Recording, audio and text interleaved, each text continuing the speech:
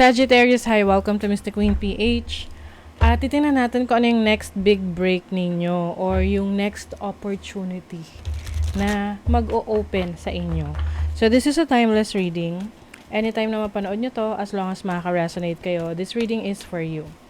And if you're interested in private readings, meron tayong link sa description at sa pinned comment. Paka-check nyo na lang information kung paano mag-book for a private reading. And please subscribe to our channel to show your support, like, share this video, at comment na rin kayo kung kayo naka-resonate. Meron tayong 50% discount sa mga tarot reading services kapag nag-book kayo from August 15 to 31. Ayan. So, limited slots lang yan. Kaya, samantalahin nyo na ang 50% off natin sa tarot reading services. Paalala lang na ang reading na to ay general reading. So, maaari kayong makarelate, maaring hindi. Just take what resonates. So, Sag, let's see. Tingnan natin kung ano yung next big break ninyo. Ano yung next big break ng mga Sagittarius? Next big break.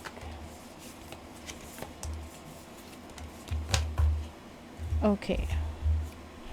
8th house. You also have the 4th house and the 6th house.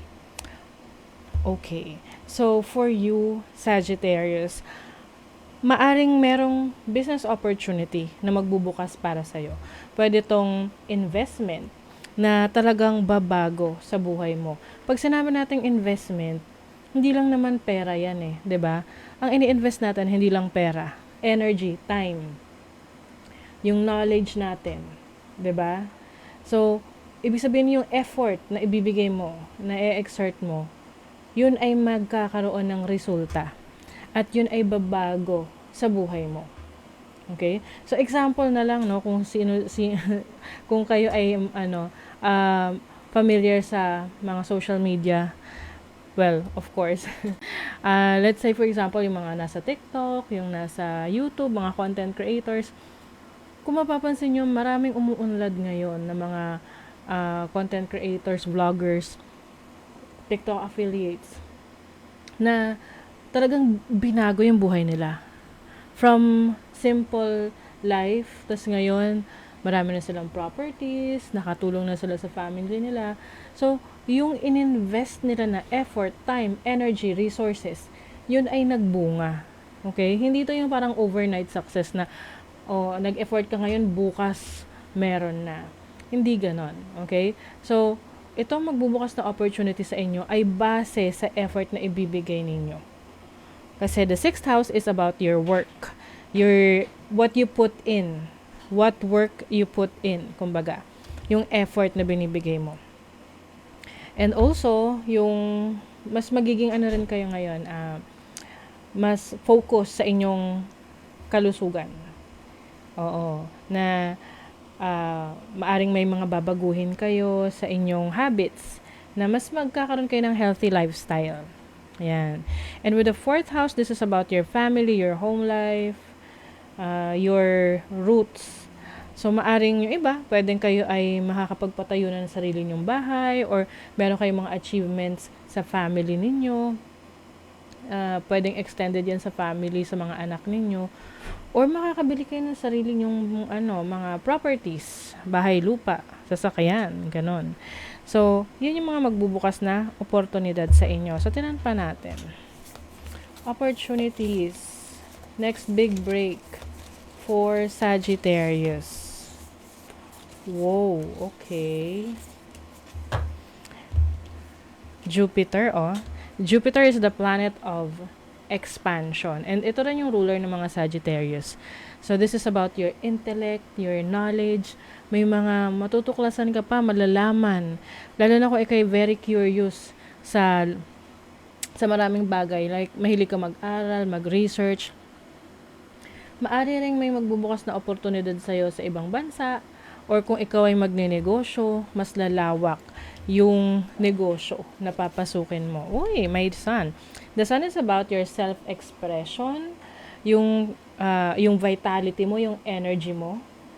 So, like what I mentioned sa inyo kanina, kung ang magiging opportunity ninyo ay may kinalaman sa ayos ng kalusugan ninyo, lalong magiging malakas ang pangangatawan ninyo. Which is napaka-importante in achieving our goals, 'di ba? Kailangan physically fit ka or malakas ang iyong loob, malakas ang pangangatawan mo, mind, body, spirit, 'di ba?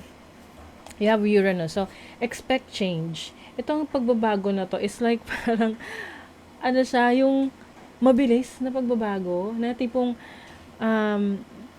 yung paano ba siya i-explain? Unexpected siya, ganon. Hindi mo inaasahan na magbubunga agad yung effort na binigay mo. Hindi siya overnight success, pero maaring inaasahan mo ang return ng investment mo ay sa loob ng 2 taon, pero in less than a year, ramdam mo na, 'di ba? Ganon. So that's the energy. Yan yung magbubukas na opportunity para sa inyo. Big change, unexpected change. Yung iba naman, maaring may trabaho na mag-o-open sa inyo. Maaring itong trabaho na to ay promotion sa work. Pwedeng sa ibang company or ibang industry. Ace of Cups. Okay. Eight of Swords. And the Devil. Naku. Every time makikita ko ng the Devil card, I think about anything na sobra. Kasi 'di ba, lahat ng sobra masama or hindi makakabuti sa atin. So I think yan yung finally i-release mo. Aalisin mo sa sarili mo. Yung pag-iisip ng masyadong marami na hindi naman na nakakatulong sa kapayapaan ng isip mo, or yung mga unhealthy habits mo, you are finally letting go of that.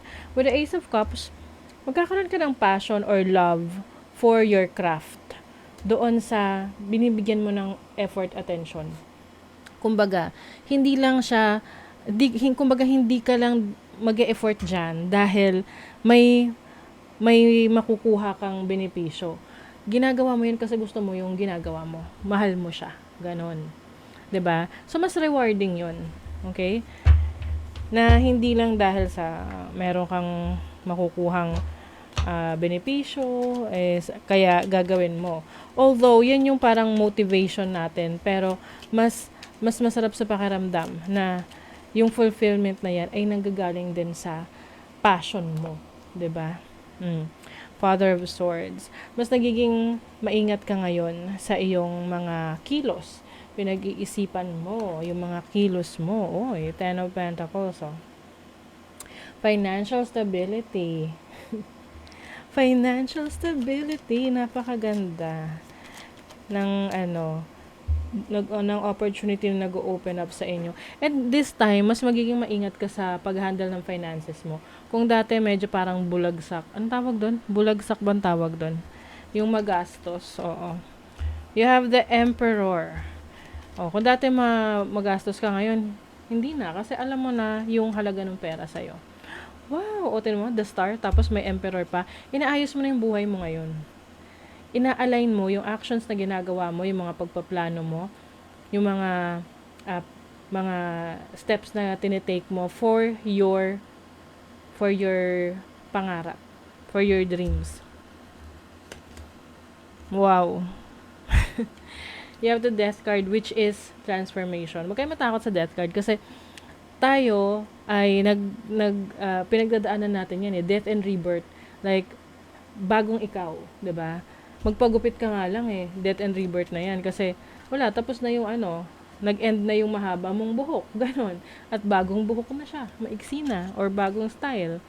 Justice. Oh my God, makukuha mo talaga yung dinideserve mo sa effort na ibinibigay mo or ibibigay mo sa mga pangarap mo or goals mo.